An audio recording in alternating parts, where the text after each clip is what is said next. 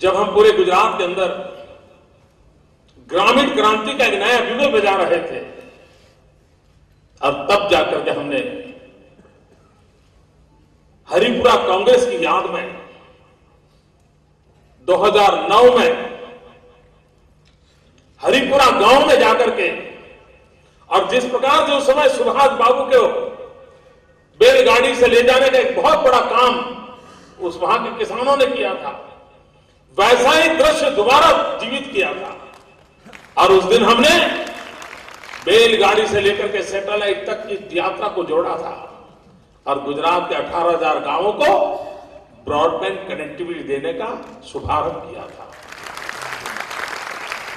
लेकिन अवसर हमने चुना था हरिपुरा को, सुभाष बाबू की उस घटना को, ताकि हर प्रगति के साथ इन महापुरुषों का हम स्मरण कर सके और उनके साथ जीवन से प्रेरणा ले सके। और भाइयों बहनों, मैंने उस दिन कहा था, मैं आज दोबारा दोहराना चाहता हूं, सुभाष बाबू के समय आवश्यकताएं कुछ और थी। सुभाष बाबू के समय अंग्रेजों के खिलाफ जंग जीतना था। सुभाष बाबू के समय अत्याचार और जुल्मी शासकों को समाप्त करना आवश्यकता था। और उस समय सुभाष बाबू ने जो रास्ता चुना था, उस रास्ते के तहत उन्होंने देश के नौजवानों को कहा था, तुम मुझे खून दो, मैं तुम्हें आजादी दूंगा। यह नारा दिया था।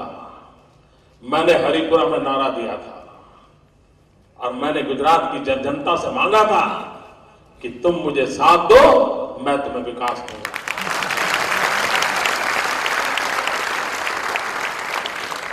आजादी के समय लोग देश के लिए मरते थे। आजाद हिंदुस्तान में देश के लिए जीने वालों की जरूरत होती है। आज हमारा सौभाग्य नहीं है कि हम देश के लिए मर सकें, लेकिन आज हमारा सौभाग्य है कि हम देश के लिए जी सकें।